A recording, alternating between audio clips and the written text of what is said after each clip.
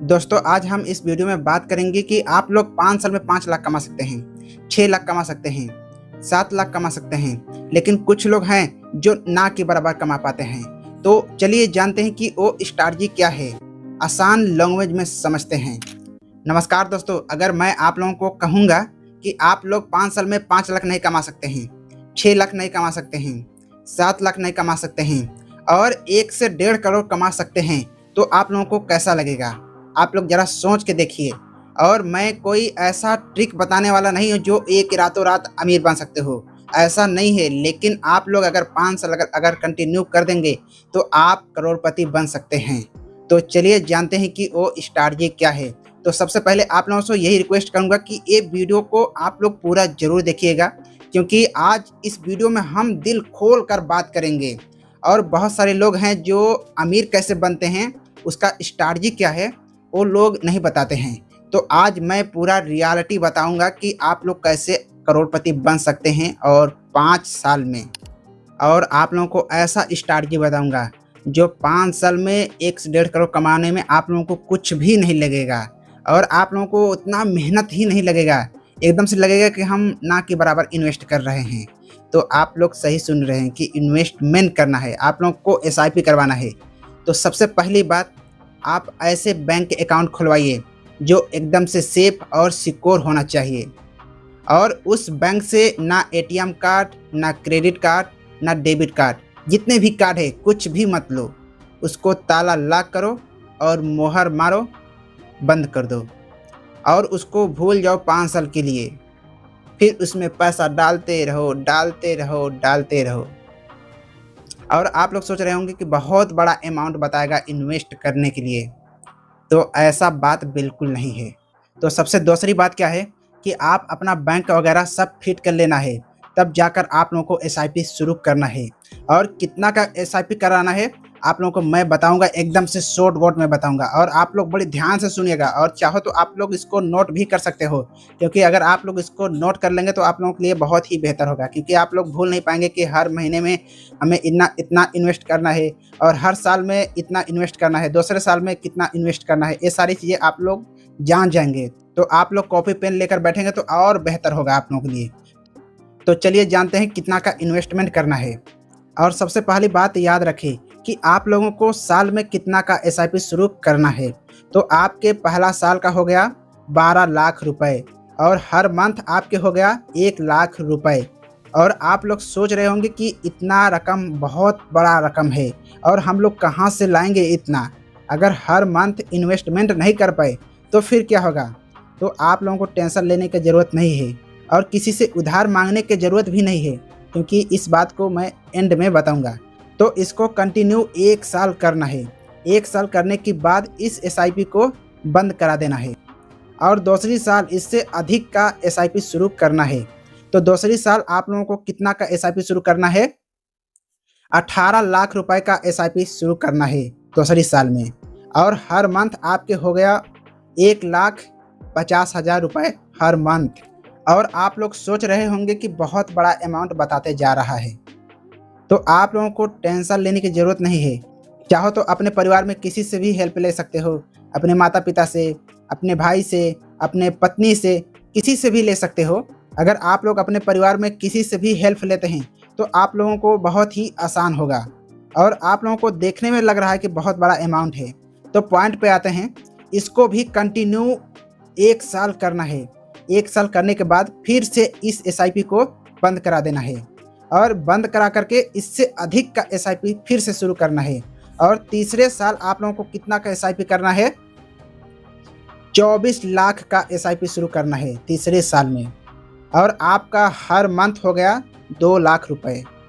और आप लोगों को दिमाग में चल रहा है कि बहुत बड़ा अमाउंट बता रहा है और हम लोगों का इतना सैलरी भी नहीं है, हम लोग 1 साल में भी नहीं कमा पाएंगे 2 लाख रुपए। और ये तो महीने में बोल रहा है कि एसआईपी करो, इन्वेस्ट करो। और आप लोग चाहे जैसे भी करो, 1 साल कंटिन्यू करना है इसको भी। 1 साल करने के बाद इस एसआईपी को भी बंद करा दीजिएगा। और इस एसआईपी को बंद करा करके चौथे साल आप इससे अधिक का एसआईपी शुरू करना है। तो चौथे साल में आप लोगों को 30 लाख रुपए एसआईपी करना है। आपके हर मंथ के हो गया 2,50,000 रुपये हुआ। और आप लोग सोच रहे होंगे कि अब तो घर बेचना पड़ेगा, तभी तो हम लोग इतना इन्वेस्ट कर सकते हैं। तो ऐसा बात बिल्कुल नहीं है। आप लोगों को कुछ भी बेचने की ज़रूरत नहीं है।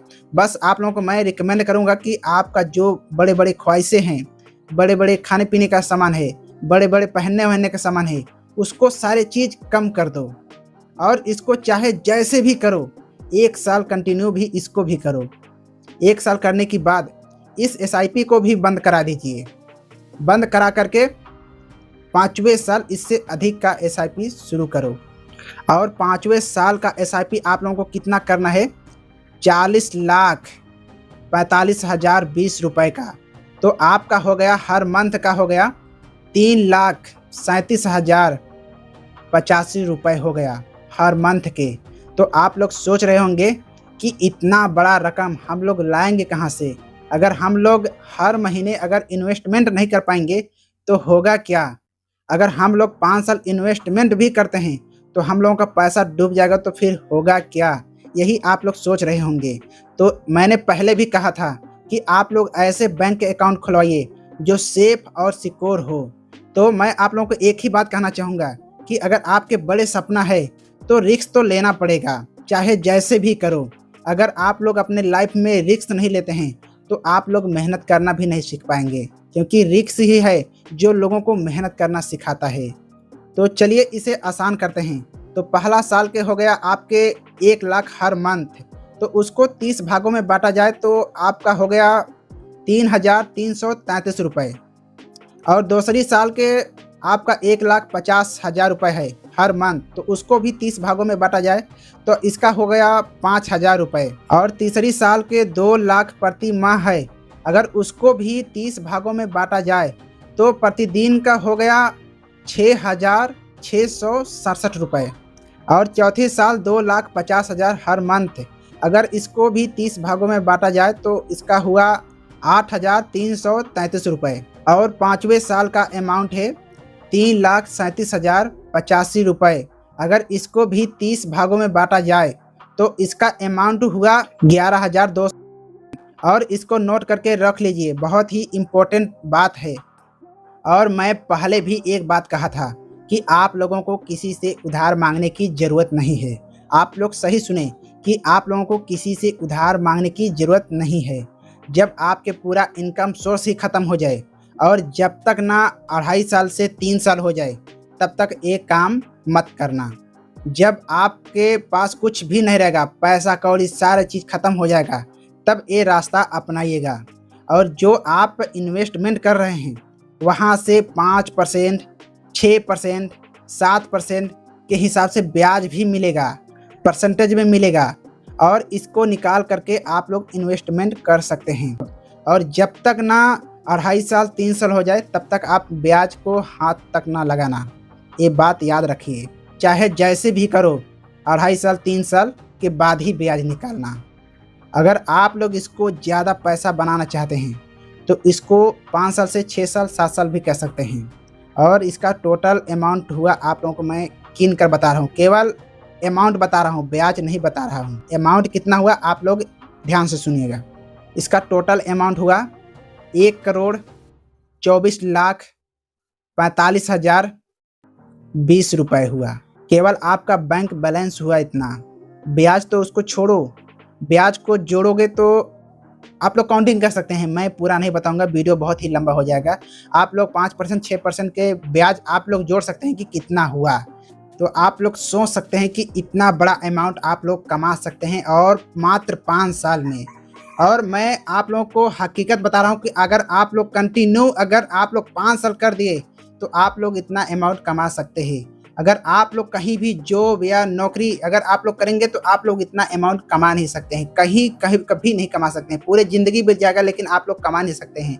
और बहुत सारे लोग बोलते हैं कि 10 साल, 15 साल, 20 साल, 25 साल, 30 साल एसआईपी करने के लिए बोलते हैं, लेकिन मैं आप लोगों को केवल 5 साल एसआईपी करने के लिए बोल रहा हूँ। अगर मान लीजिए आप 30 साल एसआईपी करते हैं तो 30 साल एसआईपी करेंगे और आपका एज होगा मान लीजिए 20, 25, 30 हो जाएगा, वैसे भी हो जाएगा 20, 25, मान लीजिए 26 तक हो जाएगा। तो कितना हो गया, 50 56 हो गया, 56 57 हो गया। तो उस उम्र में आप उस पैसे को क्या कर सकते हैं, बहुत करेंगे। आप अपना पीढ़ी बदल सकते हैं और अपने लिए कुछ भी नहीं कर सकते हैं। और इस वीडियो में इतना ही। और ये वीडियो से आप लोगों को कुछ नॉलेज मिला होगा तो इस चैनल को सब्सक्राइब कर लीजिए और बेल आइकन को दबाना ना भूलें।